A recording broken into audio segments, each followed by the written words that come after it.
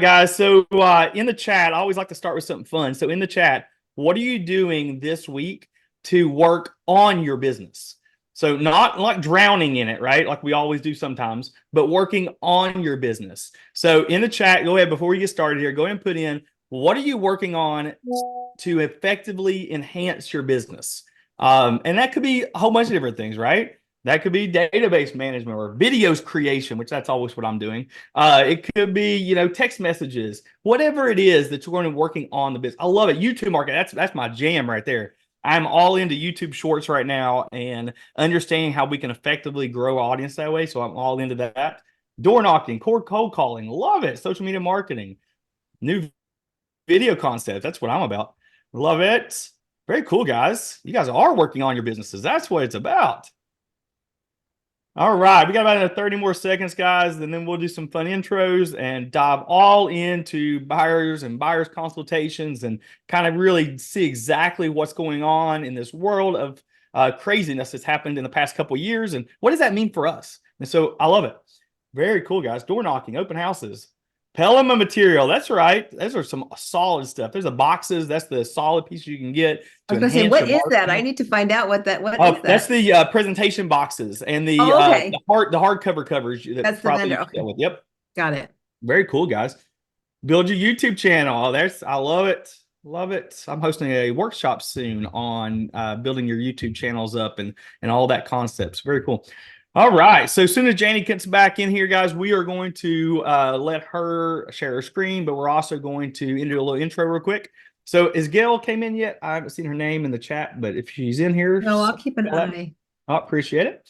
All right. So, guys, my name is Jeremy Collins. I'll be the host for today, guys. I'm a real estate marketing coach. I have the privilege and honor of meeting with real estate agents just like you guys on a daily basis, helping you understand how to take what you're currently doing and moving it to the next level. And so that's really what it's about. And so I'm also got two amazing people with me today, Lisa and Janie. And so I'm going to let you guys do some intros and then we'll just take off. So, Lisa, you're up. Oh, okay. Hi, Lisa Parento. I am a broker and team leader here on beautiful Cape Cod in Massachusetts. I also have the enormous privilege of being one of the luxury ambassadors for EXP, which is a joy every single day. And I especially love working with colleagues here. I love watching this program unfold and grow. It every day. I mean, we just got a text about the stuff for this week. I There's mean, so just much is every day happening, they're Lisa. So adding like much. amazing. It's just really a wonderful place to be, and I'm very happy to be here, Jeremy, and can't wait to share with Janie.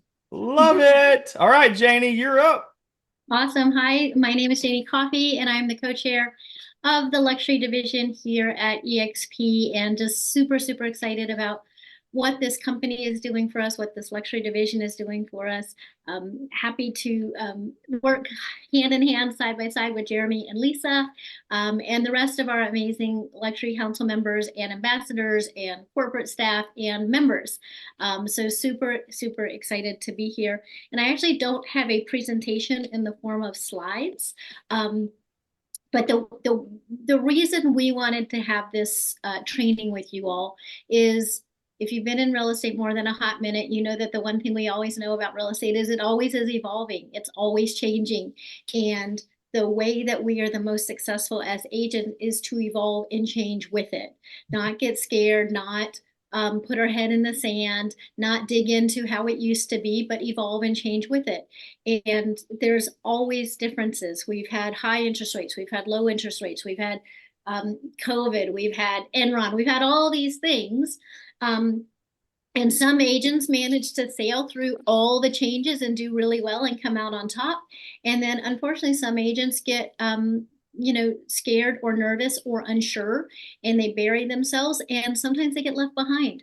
And we really don't want anybody to be left behind. And there's a few big things that are going on in our industry right now, at least in the US, that greatly affect real estate agents, greatly affect our industry. And we want to be part of helping all the agents in the industry really take advantage of and master these changes and come out on top from these changes. And one of the biggest things that we've been seeing lately is, of course, all these lawsuits. Excuse me. And the lawsuits is a separate topic. But what is for sure is things are going to change some way. And it doesn't necessarily mean because of lawsuits, maybe, maybe not.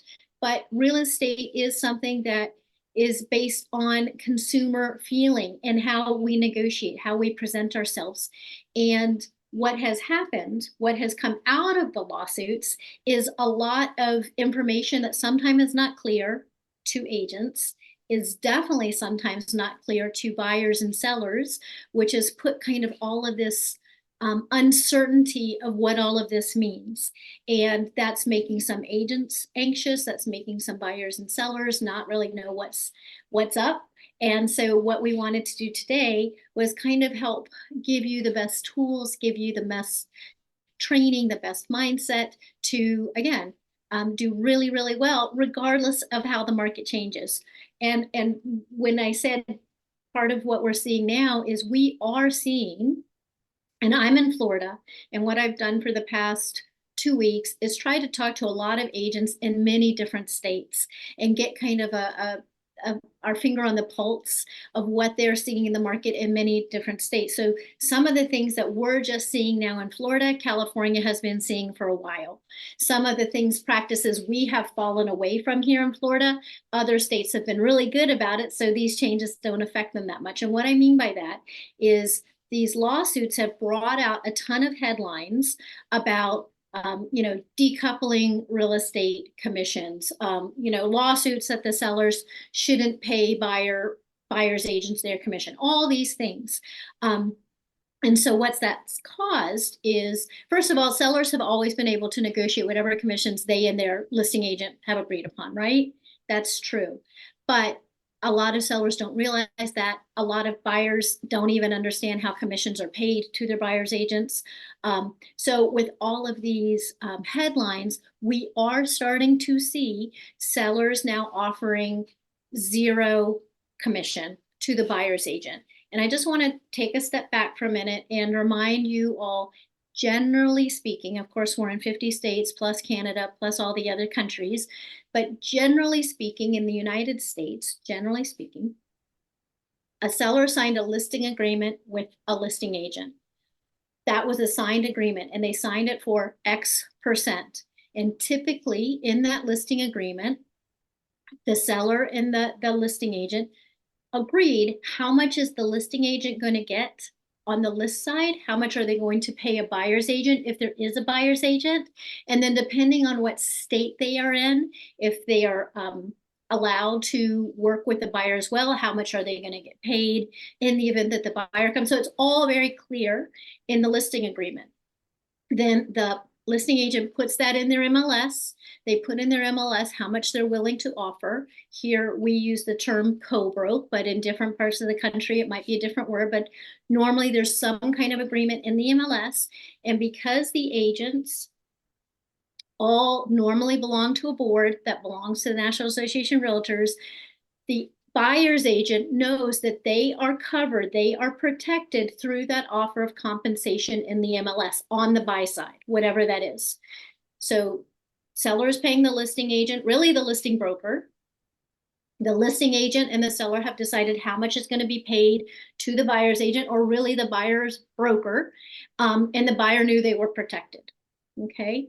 Now, in some states, in some areas, with some agents, some people have typically liked to also get a buyer-broker agreement signed.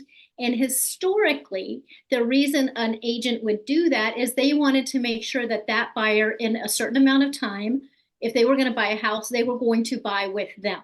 They were basically trying to make sure that the buyer didn't stumble into an open house, excuse me, or stumble into a builder's model home or something like that, and somehow forget that they were working with an agent and go under contract directly with that listing agent at that open house, or that model home agent or something like that. They were wanting to make sure that they were protected like that. But for the most part, most buyers agents weren't worried about the amount of the commission, because again, they were still protected by what's in the MLS. what we're seeing now, and again, I know in California, they've been seeing it for a while, but what we're seeing now sometimes is sellers seeing these headlines and think, oh, I don't want to pay the buyer's agent. And that is their right. I'm not here to dispute that one way or the other. That is 100% their right. But we have agents that have kind of gotten away from 15 years ago. Let's go back 15 years ago. It was very, very customary and normal. And Lisa, speak up, Jeremy, speak up. But it was very customary and normal. When you started to work with a buyer, you would have a proper buyer consultation. You would meet with that buyer either in your office or at their home or at a coffee shop, but you would have a proper buyer consultation. You would have a proper discovery meeting, however you wanted to frame it, just like a listing presentation. You would go over the whole home buying process. You would make sure that they got pre-approved if they were going to be buying with a loan. We're in the luxury space, so we might say, hey, by the way, if you're buying cash, there's a very good likelihood that they are going to ask for some kind of proof of funds or verification that you have the money on hand to buy. So make sure you're preparing that. And you would talk about the needs and what they're looking for, what are their wishes. And it would be a proper presentation, a proper meeting, just like a listing presentation for a listing. But with the advent of social media, with the advent of all of these portals with Zillow, Redfin, all these things, where we were now getting people we didn't even know calling us up, wanting to see something in 2 hours from now, or this or that, we as buyers agents in general have gotten a little bit sloppy about that practice. We kind of really need to get back to that practice.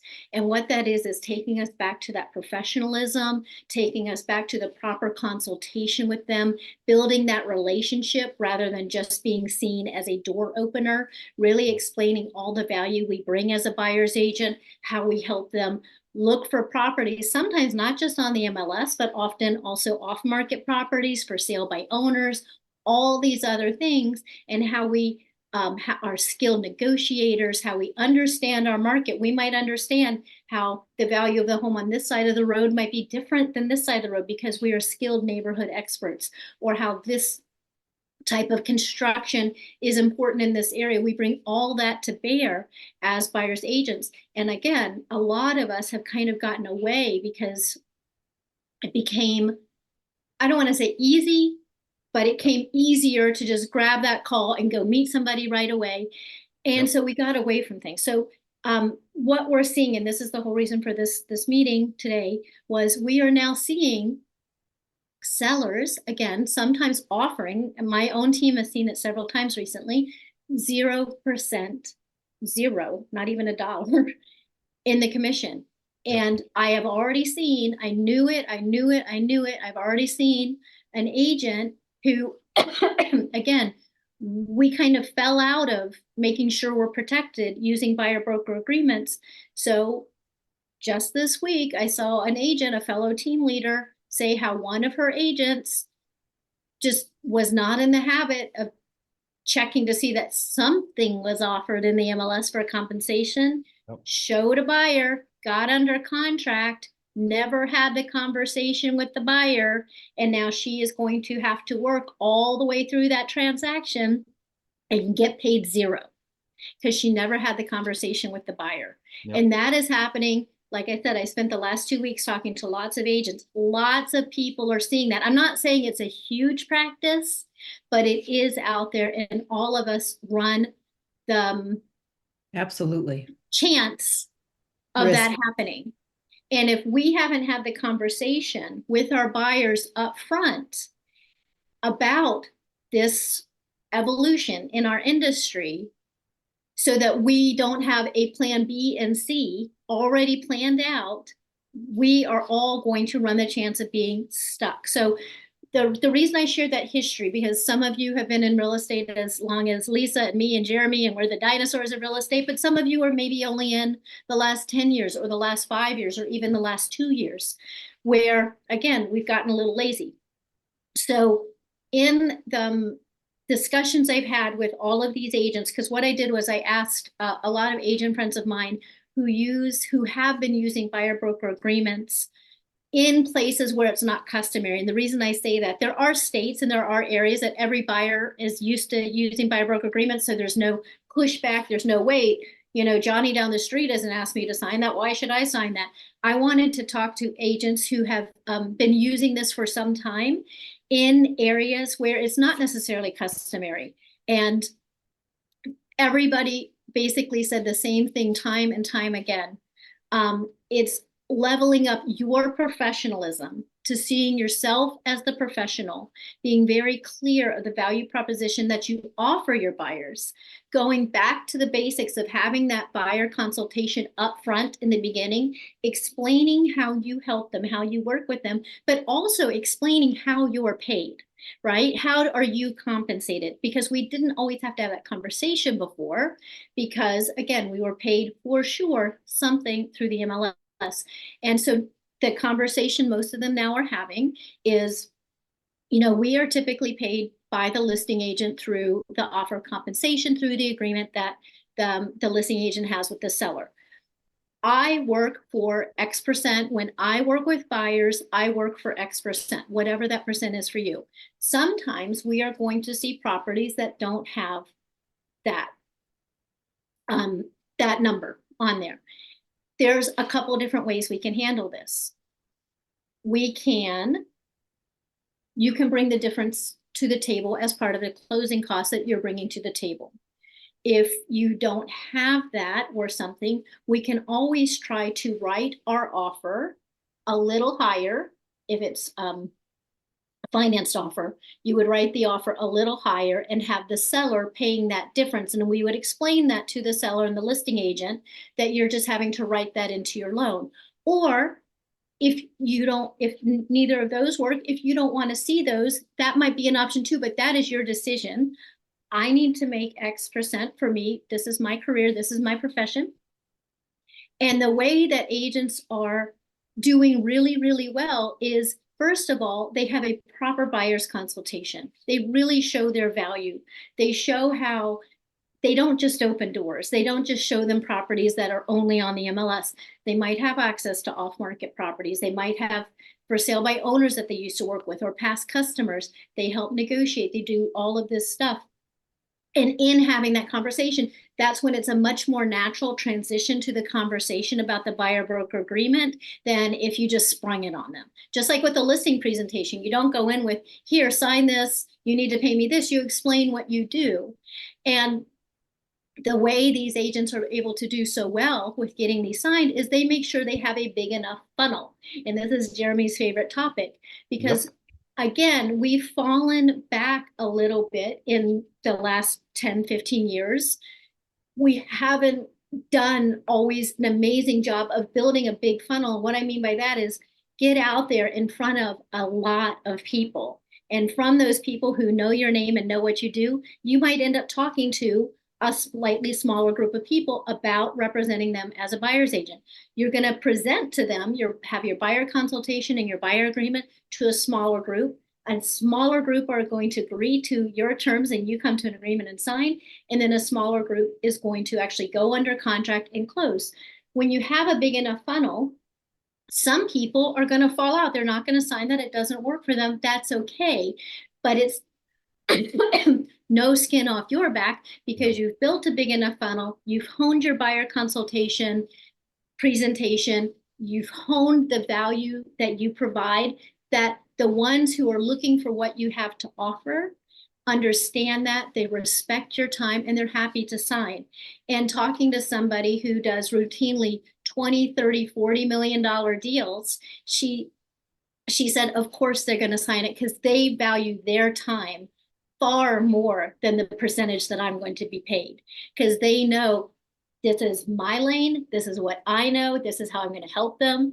This is their lane. And the reason they're buying 20, 30, $40 million houses is they always hire the top of the top, the best of the best professionals. And when you think about yourself in that sense, your mindset is there and you've built the big enough funnel, you don't have a problem getting buyer broker agreements. And you have to be okay with some people are just not going to sign them. That's okay too. But this is the way to protect yourself, because we are going to see some properties with $1 zero, whatever, and you need, sorry guys, hold on. Oh, you're fine. Need to be protected. So I just wanted to, we're going to open it up now for conversation with Lisa, Jeremy. And then we'll have Q&A, and then Jeremy has some tools and goodies to present. Hold on one sec. I'm so sorry. Jeremy, I'm going to call. Yeah, so go ahead, take it Lisa. down. So, I think what I was talking to a couple agents recently about this whole deal, and a lot of times they went away from it during the COVID era, right? A couple years ago when COVID kicked in, they were like taking phone calls left and right, and it was like amazing. And they just kind of dropped their systems and processes. So they basically said, "Hey, I got this," and they just didn't go back to it. And so our biggest problem is we're not showing value enough in everything we do. And that's a problem for agents. That's our problem, that we should consistently show value all the time. And that be from the first phone call you make to the meeting you schedule. And what's the process when you sit down and talk to them? Do you have a questionnaire they fill out? Do they have like exactly their needs and wants? And you have that wrote down. So when you start looking at these different properties and stuff, that makes total sense to everything. And I think that's the key, is what did we go away from? I know that I've heard the term back to basics a lot, but I never want to go back to the basics, because we should have the basics down already, right? Never want to do that. But I think the problem is we just aren't showing our value all the time. And so what can we do to consistently show our value? And I'd love to hear your thoughts on that. I'm going to say one thing, and then I want Lisa to share, because she had a really, really great perspective. One of the agents who stood out the most, and I talked to several, and several had so many great stories and great testimonies of how well they've done with buyer broker agreements all the way through, even during COVID, even in areas where it's not normal. Sometimes if X% is the going rate in their area, they were getting X plus whatever, doing very, very well. It all came down to mindset, the demonstration of the value that you provide, and how that really translates to the buyer. That was like the biggest kind of takeaway. And one agent was saying, when she's representing a buyer, because she always has buyer broker agreements where she's going to get X no matter what, she told the buyers, sometimes we are happy to see zero on there. And you know why? That was an indicator to her, and I hate to say it, but I think she's right. That was an indicator to her that listing agent might not be the best negotiator out there. And so she knew that she was going to be able to do really well with the negotiations, because she is, I don't know if you guys know, Harvard has what they call the PON program on negotiation, that you can take this certification through Harvard. That's a very good negotiations training. But she's like, I am happy when I see zero, because I can see that's an agent who feels weak. They don't feel empowered to get what they know is going to help the listing sell the best it can. And so it comes down to mindset. It comes down to the funnel. It comes down to I saw somebody in the chat say it's basically like a listing presentation, 100%. Oh, you should have a buyer presentation. I mean, every agent here should have a buyer presentation set up, just like you spent the time. Like I just did this with another agent. We sat down, we spent almost probably 2 hours and went through a complete buyer or seller's presentation, what needs to be included, all this stuff. You need to have the same thing for your buyers. Absolutely. You need to have at least in place, so when this time happens, you're ready to just implement. And so does it take time up front? 100%, right? Jeremy, the luxury division, if those of you who are on this call, who are at EXP and who are in the luxury division, we have one that's 99% ready to be available for you guys. And so that's going to be within the week, available for you guys. So it's just like a listing presentation, but it's on the buyer side. If you're not at EXP or you're not in the luxury division, if you're at EXP, you should definitely join the luxury division. But if you're not at EXP, you can ask if your broker has one. You can create one like Jeremy said, or you can look into our division. But we are going to have it. I just wanted to make sure people knew that. Yeah, absolutely. All right, Lisa. So what's your thoughts and processes going through this whole buyer thing? There's a couple things, one of the things obviously is continue to educate yourself.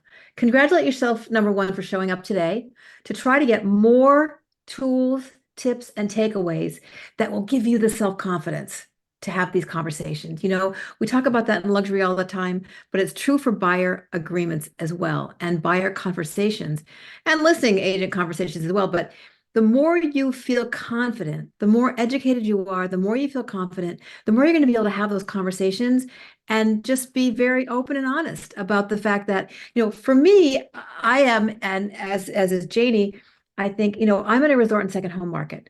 So honestly, 100% of my business at this point is referrals of some kind, either agent referrals or from past sales. So you really slack off on a buyer agreement when it's a referral because someone has given you a trusted gift. But let me tell you why. We need to continue to focus on stories of agents like Janie was talking about that got nothing and had to complete the transaction because they were a realtor and they have to, follow a code of ethics and finish that transaction, but they will get paid 0.0. So I, hate to say I'd love to hear more. I don't want to hear more stories. I'd love to hear the only existing ones that exist today about those agents, and you hear that once, or God forbid it happens to you once, and you're going to be very happy to have those conversations. So even someone like me who has such a referral business, very niche market, I need to continue to really push myself to have those conversations and just say, because of the swirling lawsuits and conversations, and if you don't know about it, don't worry about it. But we will continue to look at what compensation is offered in MLS. We used to be taught in the ABR class to simply write as offered in MLS, unless you wanted to ask for the additional half of an apple. Usually it was between a certain number of apples and a certain number and a half apples. And so you wanted to make sure you got a certain number and a half apples, or whatever. And so if you kind of took the easier way out, you would say as offered in MLS, but you had a buyer agency contract, which, as Janie said initially, was so that your buyer didn't go rogue and you spent 6 months with them and their neighbors said, oh my God, you got to walk across the street to that open house. And that listing agent captured their heart, and there you go. But that's not why we're doing it today. We're doing it today because we don't know what offers of compensation are going to be really had down the road. Maybe everyone's going to offer fabulous compensation. Maybe people will offer zero. So you've got to have that conversation. You've got to put these things into place. And to do that, you've got to get yourself more educated to feel more confident. There are so many things that you offer, and Janie touched on that. What's really going on in your market? Your market is probably very unique. So you are the one that has that market knowledge.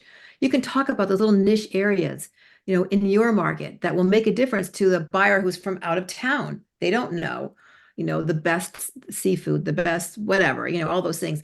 And then there's a big conversation about pre-approvals. You should know, you should be really armed with what's happening, what's the most current information that you can offer to your buyer, your prospective client, about what's happening in the lending end. That'll keep you busy right there, right? Have a good relationship. Hopefully you do with a lender or two, and you're staying on top of what's going on in that piece. But that in and of itself, the average person is not thinking about that. They're looking at headlines, but they don't really understand that it's kind of going to be the same. It's kind of the same net. Either you have a higher interest rate and a lower purchase price, or a higher purchase price and a lower interest rate. Like it's kind of finds its way, water will seek its own, level in that. So there are these pieces that we know, that we're comfortable with, that we live in, and other people don't. Don't forget that. Those things. You have more information than they do, so feel confident, get yourself educated. So those are my I think those are fantastic. And also just thinking through, I'm all about business practices, right? I'm all about systems and processes. And so if you have these systems and processes in place, it just makes them so much more easy to implement. If you get started now, get them in place, then you can implement, right? So when someone calls, you know exactly the steps you're going to follow. Yeah, Janie. I just want to say something real fast that I saw come up in the chat. Sorry, I'll answer. I just don't want to. No, go for it. No, go for it. Okay. So Archie just put that he writes the additional compensation or commission in the purchase agreement. I believe Archie is in Florida. We met, I think he's in Florida. But in Florida, and I'm only going to speak about our legal contracts in Florida because that's all I can speak about. but I'm pretty sure this is the same across the country. The purchase agreement is a contract between the buyer and the seller. You as an agent, us as a brokerage, or any brokerage is not part of that agreement. That means that if we didn't get paid that, we as not part, our brokerage is not part of that agreement between the buyer and the seller. We cannot go to court with that agreement because we are not a party to that contract. The only way we can be assured of our commission is we have a signed agreement by whomever's going to pay us. So if we are a listing agent, we have a signed listing agreement with the seller. That we can take to court because that's an agreement. What's in the MLS offered to you as the buyer, whatever that is, $1, 100, 5 apples, 4 apples, 3 apples, whatever that is, you are assured of that. By the way, it's always a good practice to print out the full sheet on the day you show the property and on the day you write the offer to make sure that there's no shenanigans in there and somebody changing it. I've seen that happen too. Absolutely. So always print out the full sheet that shows your commission. I'll tell you what, that's a tip that I gave during a workshop recently because it happened recently. It actually, it happens. they changed it mid transaction. They changed it. That's what I'm saying. What and just if you happened? don't print it out, if you don't print it out, it's a big mess. So that's a free tip for the day. That's But great. or you on the buyer are being paid either directly from the buyer or on top of what's already being offered in the MLS, then you have something that you could take to court if you needed to. But you are not a part of the contract. You're not a buyer or the seller, and those are the only parties. So people think they're protected by putting it in the contract. You are not, because you can't take it to court should they both decide not that you're not going to get that. So you always have to have a signed separate agreement, whether that's a buyer broker agreement, a commission agreement, whatever it is in your MLS, in your state, your forms, you have to have something signed by the people that are going to be paying you. Somebody also in the comments said they're struggling with how to put that in the offer because we know that right now, I think loans are going to change, and we're going to open it up to all the comments in a minute. Yeah. We know that right now lenders don't allow commission to be a closing cost. I think that's going to change because lenders are going to have to change that. But the way you can write it now, I'm just going to make total round numbers for easy, super easy math. House is listed at $1 million. They're offering 1 apple. Okay. In the MLS, 1 apple. You have a signed buyer broker agreement for 3 apples with your buyer. They really don't want to bring 2 more apples to closing. So the way you write the offer, the way you write your offer that works is you write the offer, and you're offering $1 million. You say, listing agent, I'm bringing you an offer. Now write this down so it makes sense to you guys because it's how it works. I'm bringing you an offer. The net offer to your seller is $1 million. We, however, are writing this offer for $1,020,000. And we have an additional term in there that the seller will pay an additional commission to the buyer for $20,000. The reason we are doing this is I have a buyer broker agreement. I get a certain percentage, and my buyer needs to finance that in. They need to add that into their loan. So you explain it. You don't go in telling, this is where people kind of go south. And this is how you should phrase it if you ever ask a seller to pay some closing costs.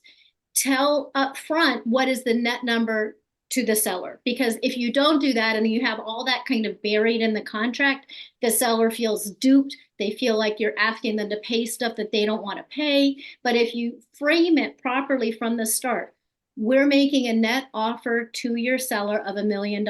We are writing it this way so that my buyer can add into their whole purchase price. Now, the only thing that could go sideways with that is if the house does not appraise for $1,020,000. If the house only appraises for $1,010,000 or $1,005,000, then you potentially have a problem because the seller might say, well, I don't want to lower it, appraised over what I'm supposed to get.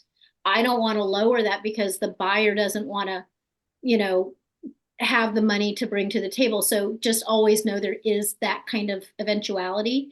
but hopefully you can't write it in that they're paying it as part of a closing cost. You have to put it back on the seller side, but frame it properly with the seller and the listing agent from the very start so that they understand what you're doing. We're going to see this a lot more. Yep. People are going to become very comfortable with this if and until lenders allow buyers to put the commissions in their loans. And other countries have already done that, guys. I mean, it's practice there. And so, I think our biggest point is make sure that we're defining exactly what we should be doing and have it written down and have it in a place where you know where it is.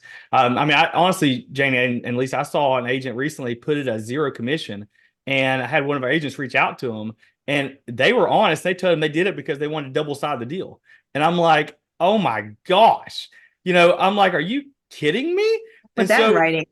And so I'm like, oh, so guys, we got to understand we're only fighting against the top 5% of agents that are really doing the job really well, right? Agents are not, sometimes they just aren't doing the right things. So let me just say that. And so we, as professionals that do the right things, need to make sure it's very clear every step we take is professional, is clear, it makes sense why we're doing what we're doing. And we collaborate and talk to the buyer or the seller about that. And so, I think that we live in a world, guys, that's broken. So we live in a world where things just do funky stuff. And so we have to just make sure we are standing above everybody else and doing things the right way.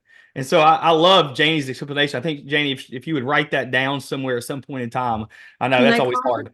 I wanted to comment one thing on that. So I just reached out to a lender I work with all the time. I want to read to you her response about financing the buyer commission.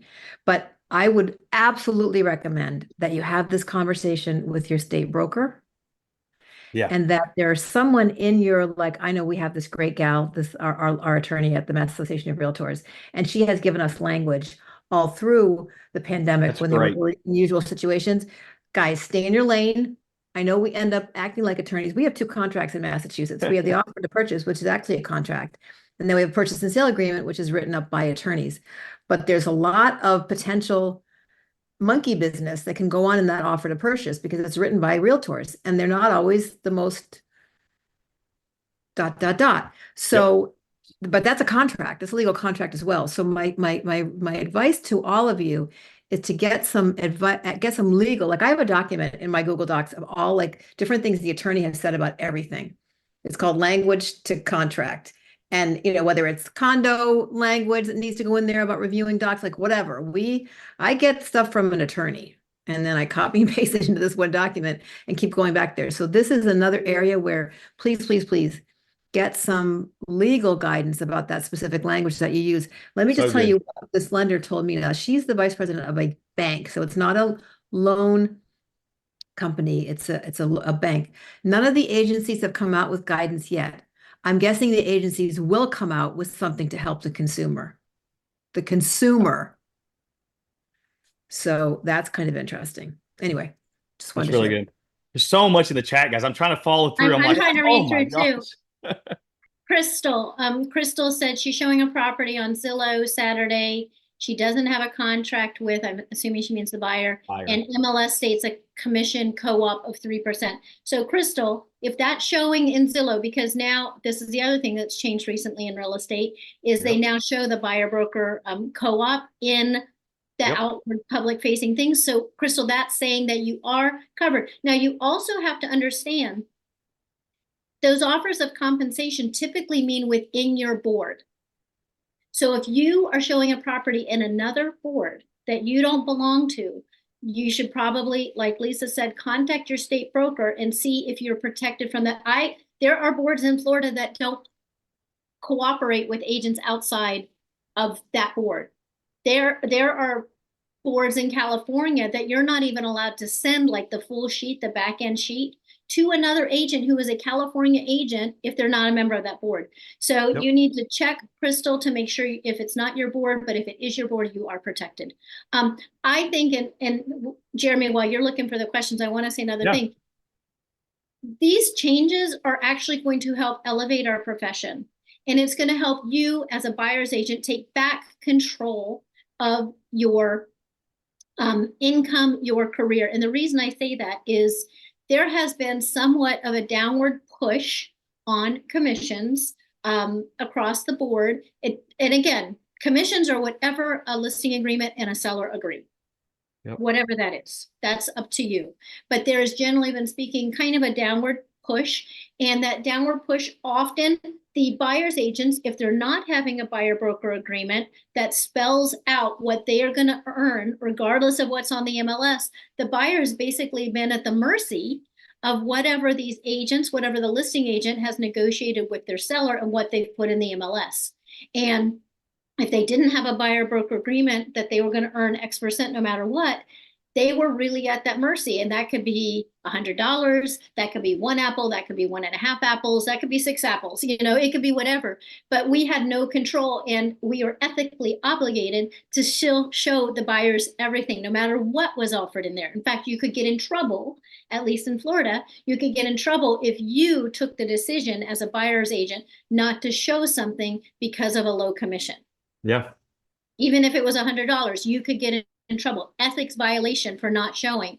So in having a buyer broker conversation, a buyer consultation, and then agreeing to something with your buyer, you are taking back into control how much you earn. You are no longer at the mercy of maybe a listing agent that's, giving away the farm over here because they feel pressured to do so.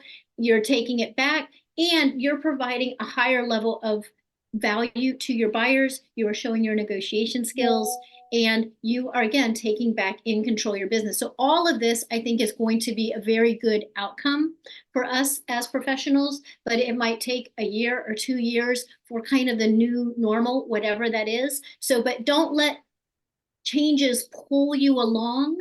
And like I said in the start of this thing, be in front of the changes, be part of that, and help. Every time we've had a change in our industry, certain real estate agents have done really, really well with that change.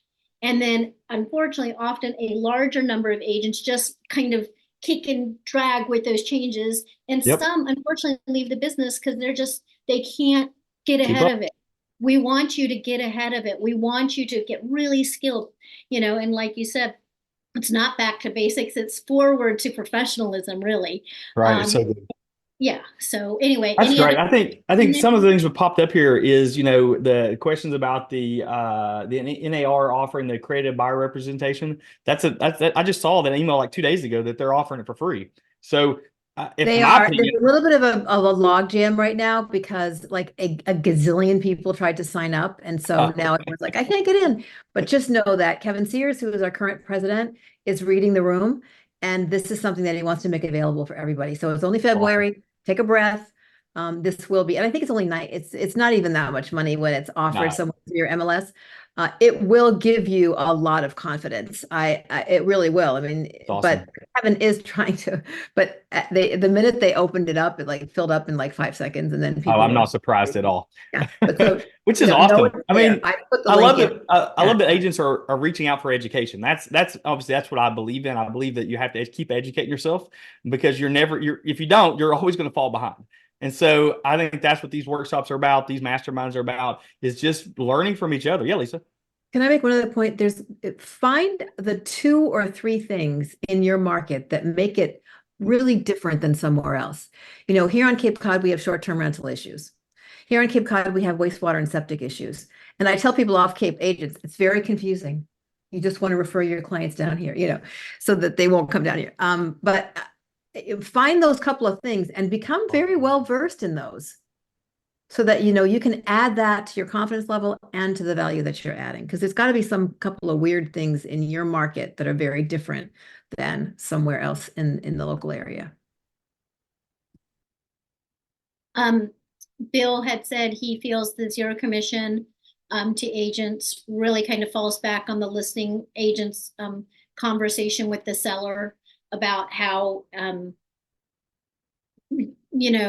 how to position their property on the market. So I just want to remind everybody, you have to be super careful about the language you use with the seller, because that is kind of what got some of these brokerages in trouble, where agents were stating, oh, well, it's not going to be shown if you don't have X, Y, and Z. And so the seller, that's exactly what triggered a lot of this. So as listing agents, we do have to make sure the seller understands it is their choice what they offer. But what I would maybe do is let them know, there's a lot of different things being offered to buyers agents. And like Bill's saying, maybe buyers don't have the money to bridge that gap, but we do have to let the sellers decide what they're going to offer. We can give them different outcomes. We can point that out. But today's thing is really about how to make sure that we are doing a really great job with our buyer consultations in the front end, having the conversation. I mean, I think all of these changes have actually opened the door for us to be able to have conversations with buyers very comfortably. Because they probably have seen something. We can explain that. Again, a lot of them don't even know how buyers agents are paid. So it just allows us to share the history. This is how it historically happened, but things are changing. I need to make sure I get paid to represent you because I can only represent so many people, or if you can't use represent in your state, whatever the words you use, I can only work with so many people at any given time because I give a very high level of service. So I have to make sure that we are all in this together. And then go through the form with them. That's great. Another thing I've seen, it's totally up to you. I've also seen buyer's agents who say, I want to get paid X apples. And if something over X apples is offered, I'm willing to share that back with you or something like that. Because sometimes buyers or developers are offering more. Yep. You have to, and like Lisa said, you've got to be very clear about what's allowed in your state. Talk to your broker. We are speaking countrywide right now. Right. So we're trying to be as general as possible. So good. I mean, there's so much conversations happening here, which guys, I thank you so much for dropping the links. Thank you guys so much for interacting because this is good stuff. And so I did have a question I saw at the very beginning of this. I tried to grab was, do you have effective scripts on cold calling, withdrawing, with expired listings? Yeah, we have all that. So if you message me, I'll be glad to send you some of the stuff we do. We'd be glad to help any way we can. I mean, we have a lot of this stuff inside the luxury dashboard stuff, but I mean, if we don't have it, we can definitely add it. So yeah, I mean, our goal, I mean, honestly, the three of us, I mean, I could probably speak for all of us here. Our heart and passion is to see you guys advance, to see, real estate agents going to the next level. And that's why we teach so much, why we educate so much, is because we just want to see you guys succeed and hit your goals. That's what gets me up every morning. My wife asked me the other day, what gets you up every morning? I said, it's just honestly, I love getting texts that say, I just got a $1.2 million listing. Thanks, Jeremy. It gets me excited. And so I think that's the key to this thing. So, the tips that were shared today already, guys, awesome. I mean, unbelievable. I love it. I think that we just have to get our I always say this wrong, dot your I's and cross your T's on everything you're doing. Dora said she wouldn't mention the lawsuit. It could open a can of worms. I think you could just say there's a lot of changes in our industry and just leave it at that. Because you're right. You don't want to get into the whole explanation. 90% of many clients don't even know what you're talking about. Right. So I would just say there's a lot of changes in our industry. There's a few people with hands raised. Do we want to take one or two while I finish sweeping through these comments? Yeah, absolutely. Let me, I think, is it Nathan? Let me pull Nathan up here. Nathan. I'm gonna allow you to talk, Nathan, if you have a mic. If not, go ahead and drop in the chat your question. I'd be love to bring you on. While you're doing that, I'll just say, Paige or whomever is asking, how do you write that in the contract? I would talk to your lender and talk to your broker to give you some specific language of how you can write it in the offer and how to present it so that it can be included in the offer paid by the seller, but really part of the whole loan, of course. Yeah, very good. Nathan, I've asked you to unmute. I don't know if you're available to. If not, we'll just get you to drop it in the chat and we'll get your question answered as soon as possible. Anything else? Is that it? Oh, let's see. I think that's it. That's all the hands I see up right now. Tons of the questions came through the chat, guys. I'm going to do me a favor at the end of this. I want to go through, I'm going to copy all this, and then I'll kind of go through as best I can over the next week to kind of answer as much as I can that were questions that we can answer. You mentioned the scripts were expired. Yep, I've got, if they're not in there, guys, I will take a look today and try to get a lot of that stuff that we've had for luxury inside the dashboard by Friday or so. So give me a little time. Rita asked, because Crystal asked, if the MLS shows 6% on the MLS, is the buyer's agent protected in Florida? Yes. What is shown in the MLS is protected. if you are part of that MLS. If you're not part of that MLS, you need to find out if you're protected in that MLS, even if you are in that state. Now, with 6% being offered, if it's from a developer, excuse me, or a builder, or we historically sometimes see really big compensations offered, that's normal. If it's just a resale and you're seeing 6%, I'd be a little bit nervous that maybe somebody entered it incorrectly. That's just me. Yeah. They Always are double check on the things. line. They are on the line for what's in the MLS. That's why we were saying take a screenshot of the full page. And that actually trumps everything. That agreement, Absolutely. my understanding is that agreement trumps mistakes in a purchase and sale, anything. That 100%. agreement is the one that trumps. Yeah. And that's if you don't have it, if you don't take a screenshot, if you don't do something of it, it could come bite you in the butt later on. We've seen several agents that I've worked with recently that it just was not good. So yeah, I love And that. you know, I just had an offer package in a very competitive situation brought to me that had the MLS listing sheet in the package initialed by the buyers. That's interesting. As if I like hey, here it is. Yeah. She's on it. I like it. Yeah. So guys, what a great session. I mean, I don't just do a couple wrap up moments here because we could keep going and talk about this stuff for another 20, 30 minutes easily. And so let's go and do this. So Lisa, any last words that make sense that you say, all right, this is stuff you got to know? I would say, really what I led with, this is about confidence. This is about understanding how you can bring that value. And the way we get confidence is by attending things like this, and by raising your game, being around other people. I know in my market who those people are that have the top information about what's going on with buyer compensation. And I reach out to them. I've already reached out to a number of people. My attorney just called while we were on the call because I was texting, asking her about certain languages. So she must have just figured she'd pick up the phone. Get with your people, get with your trusted vendors, get with your trusted lender, attorney, and your state broker and the attorney at the association to get some language. And then you will feel the confidence that you really need. Good. So Love it. Love it. Janie? Just build your funnel. Be intentional about lead gen. Love it. If you have 10 buyers you're talking to and 2 or 3 want to go directly to the listing agent like Dora mentioned, or don't want to sign a buyer broker agreement or whatever, that's fine. Because you've got 8 other great people who respect your time, value their own time, because they understand the value that you bring. You spend your time with those 8 people and you keep bringing a big enough funnel. We don't have to work with every person who comes in front of us. That is the number one thing on the listing side too.